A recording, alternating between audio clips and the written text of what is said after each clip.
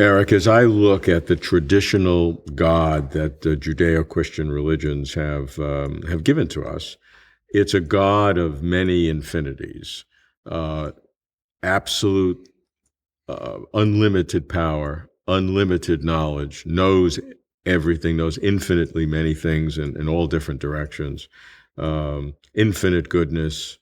Uh, do these infinities? How do we deal with infinities as it might relate to the concept of God?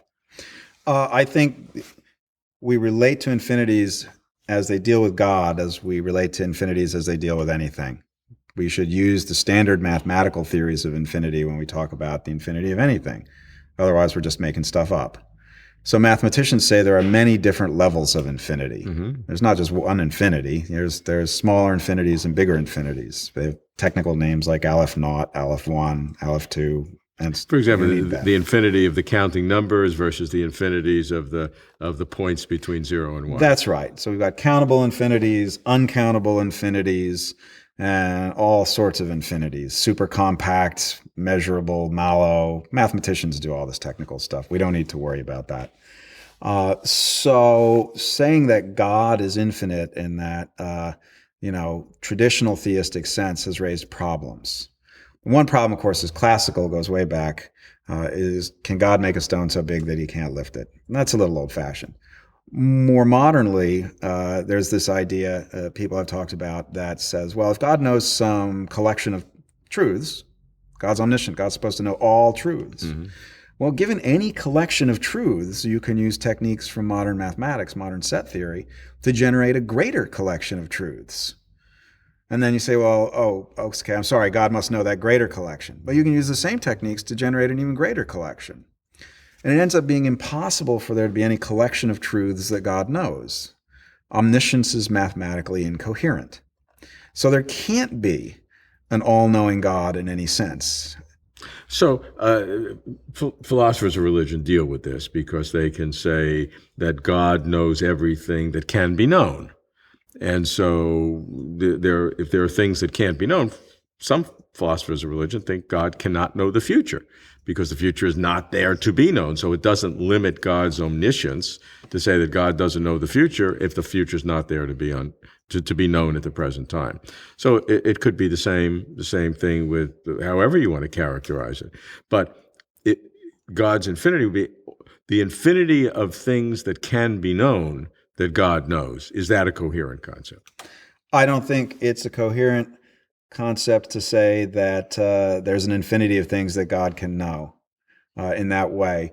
And when the theologians say that God knows everything, and then this is what I don't like about traditional theism, it's you get with the one hand and you get taken away with the other, right? And so God knows everything. That's great. God knows everything. Wow. And they say, except there's all this stuff he doesn't know. He can't know. Can't know. Yeah. And then you say, well, so he really kind of knows a little.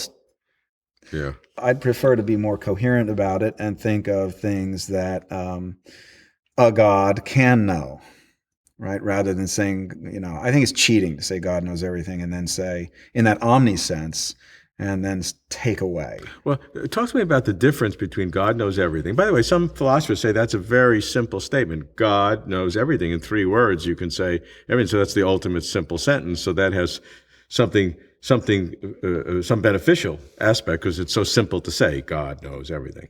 But that statement compared to infinite knowledge, God could know the infinite weight of a series of watermelons. And there's an infinite series of women. God knows the weight of every one of them, but he doesn't know that a cantaloupe exists.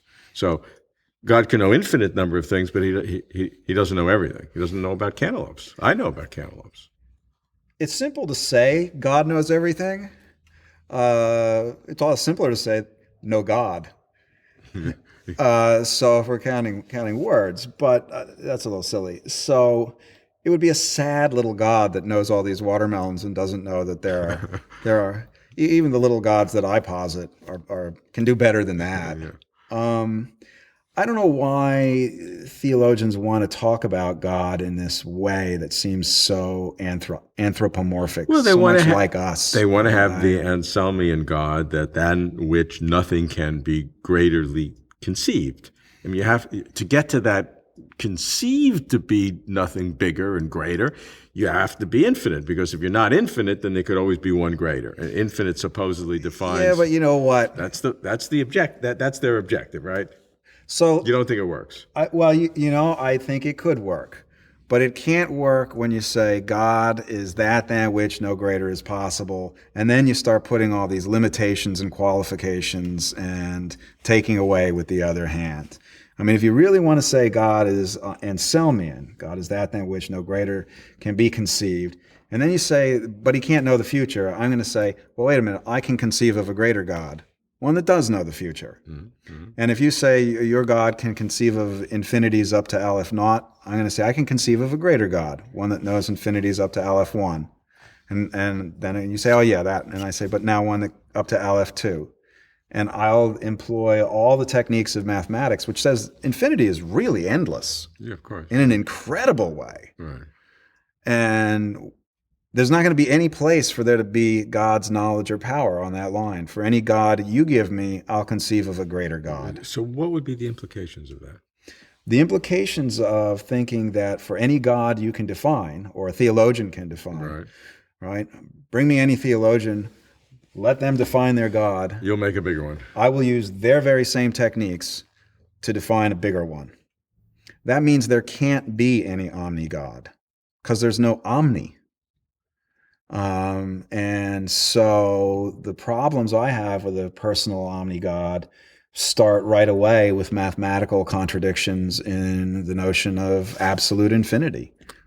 Do you think the fact that there cannot be an omni-God, an infinite God, in these characteristics of power and knowledge and etc., is that fatal to theism? I don't think it's fatal to theism to say that there cannot be a personal omni-God. Certainly, but that's the definition of theism. That's not the definition of theism. That's the definition of Anselmian theism. Okay. And I think there's been a long history that, actually it's maybe not that long, but there's a history that's brought Anselmian theism to the fore. Sort of contemporary philosophers of religion have just picked up Anselmian theism as if it were the only kind of theism. It's not the only kind of theism. And there are others. One other alternative is a kind of polytheism that posits an infinite sequence of smaller gods getting bigger and bigger and bigger and bigger. So you have infinity in your scheme. I do, but I don't have anything that's absolutely infinite. And so when somebody says, yeah, but Eric, for each one of your gods, I can define a bigger God. Yeah. I say, great. Yeah. You're right. Yeah. There is a bigger God. Right. And what about that? Yeah, there's one after that. Right. Because you don't need one that's the biggest of all. You can't get bigger than. I don't have any God that you can't get bigger than in that little g God sense. Some people have said to me, well, couldn't there be a big G God in a pantheistic sense that includes them all? And I've said, well, sure, there could be, but I don't think it adds anything to that just say puts that. a name on a set. It just puts a name on a class of all these things, and I don't see it doing any work at all.